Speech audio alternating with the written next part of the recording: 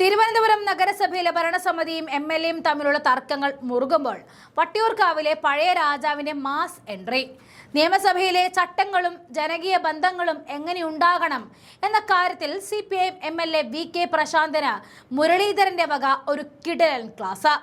MLA ക്വാർട്ടേഴ്സിൽ office തുറന്നാൽ ജനങ്ങൾക്ക് വരാൻ ബുദ്ധിമുട്ടാണെന്ന CPIM വാദത്തിന്റെ മുനയൊടിച്ചാണ് മുരളീധരൻ ഇന്ന് സംസാരിച്ചത്.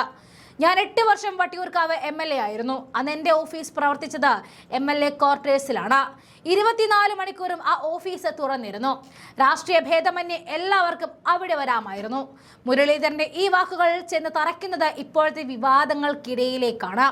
ഇവിടെ ചട്ടങ്ങൾ ലംഘിക്കുന്നവർക്ക് മുരളീധരൻ വക മുന്നറിയിപ്പും ഉണ്ട്.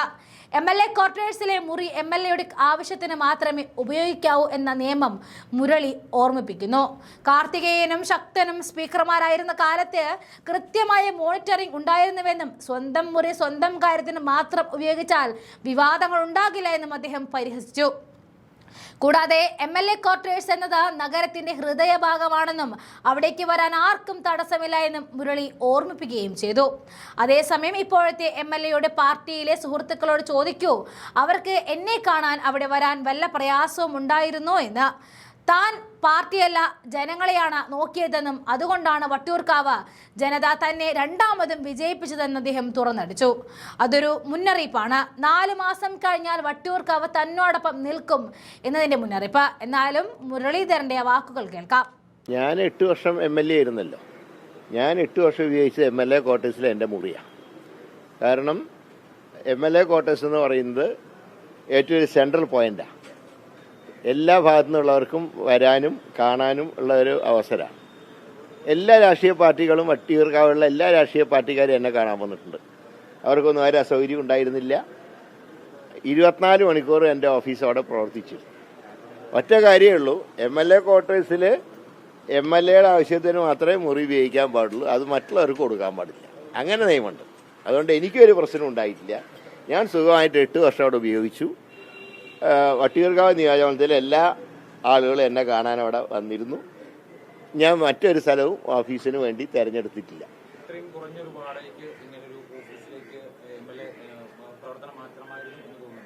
അല്ല, അത് ഇപ്പോൾ ഓരോരുത്തരുടെ സൗകര്യമാണ്.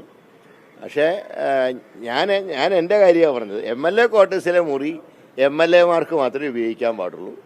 അത് മറ്റൊരു ആവശ്യത്തിന് വേണ്ടി ആരെങ്കിലും ഉപയോഗിക്കുന്നുണ്ടെങ്കിൽ അത് സ്പീക്കറാണ് അതിൻ്റെ പരമാധികാരി.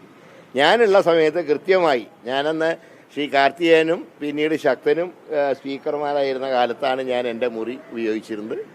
അതിനൊക്കെ കൃത്യമായിട്ട് ആ 2 പേരും ആ മുറി എല്ലാ മുറികളൊന്ന് മോണിറ്റർ ചെയ്തിരുന്നു. കാർത്തികേയനൊക്കെ അക്കാര്യത്തിൽ വളരെ സ്ട്രിക്റ്റ് ആയിരുന്നു. MLA ക്വാർട്ടേഴ്സിലെ മുറി MLAമാർ മാത്രമേ ഉപയോഗിക്കാൻ പാടുള്ളൂ എന്ന് അന്ന് നിയമം ഉണ്ടായിരുന്നു. അതുകൊണ്ട് തന്നെ എനിക്ക് അന്ന് ഒരു പ്രശ്നവും ഉണ്ടായിട്ടില്ല. അന്ന് വട്ടിയൂർക്കാവിലെ ജനങ്ങൾക്ക് അതുകൊണ്ട് ഒരു പ്രയാസം ഉണ്ടായതായിട്ട് എൻ്റെ അറിവിൽ പെട്ടിട്ടില്ല. ഉണ്ടായത് ഞാൻ രണ്ടാമത് ജയിക്കില്ലല്ലോ. അല്ല, അത് അദ്ദേഹത്തിൻ്റെ ഇഷ്ടം. അത് ഒഴിയാതിരിക്കുകയോ ചെയ്യട്ടെ. പക്ഷേ MLA ക്വാർട്ടേഴ്സിലെ മുറികൾ എന്ത് ചെയ്യുന്നു എന്നുള്ളത് നമ്മൾ പരിശോധിക്കേണ്ട. അത് MLAമാർക്കുള്ളതാണ് MLA ക്വാർട്ടേഴ്സ്. അതെനിക്ക് അറിഞ്ഞുകൂടാ. അതുണ്ടെങ്കിൽ പിന്നെ ഇങ്ങനത്തെ ഒരു ഓഫീസിൻ്റെ ആവശ്യമില്ല എന്നാണ് എൻ്റെ അഭിപ്രായം. പിന്നെ അദ്ദേഹത്തിന് ഇഷ്ടമാണ്. ഇതൊക്കെ ഓരോരുത്തരും ഇഷ്ടമാണല്ലോ. എൻ്റെ അതേ ഇഷ്ടം തന്നെ മറ്റുള്ളവരും ഫോളോ അപ്പ് ചെയ്യണമെന്ന് പറയാൻ എനിക്ക് കഴിയില്ല. ഒരു പ്രയാസം ഉണ്ടായിട്ടില്ലല്ലോ. ഞാൻ 8 കൊല്ലം അവിടെ ഇരുന്നതല്ലേ. അദ്ദേഹത്തിൻ്റെ സുഹൃത്തുക്കളായിട്ടുള്ള CPM നേതാക്കന്മാരോടൊന്ന് ചോദിച്ചു നോക്കൂ, അവർക്ക് വല്ല ബുദ്ധിമുട്ടുണ്ടായിരുന്നു എന്നെ വന്ന് കാണാൻ. അവരൊക്കെ എന്നെ വന്ന്, ഞാൻ പാർട്ടി നോക്കാറില്ലല്ലോ. ഞാൻ അങ്ങനെയല്ലേ 8 വർഷം കൊണ്ടുപോയത്. ഞാൻ വട്ടിയൂർക്കാവ് എൻ്റെ വീട് പോലെയാണ് നോക്കിയിരുന്നത്. അതുകൊണ്ടാണ് ആൾക്കാർക്കൊന്നും ഒരു പ്രയാസം ഉണ്ടായിട്ടില്ല. അപ്പോൾ അങ്ങനെ നമ്മുടെ മുറി നമ്മൾ തന്നെ ഉപയോഗിച്ചാൽ വിവാദങ്ങൾ ഉണ്ടാവില്ല.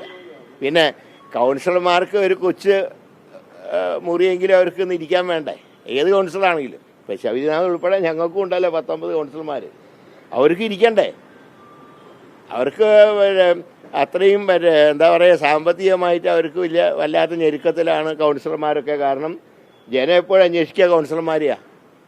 MLAനെ കണ്ടില്ലെങ്കിലും ശ്രദ്ധിക്കില്ല. പക്ഷെ ഒരു കൗൺസിലറെ കണ്ടില്ലെങ്കിൽ ചോദിക്കും.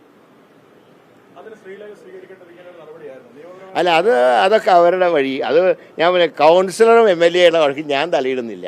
ഞാനുള്ളപ്പോൾ ഒരു പ്രശ്നവും ഉണ്ടായിട്ടില്ല. അത്രേ എനിക്ക് പറയാം.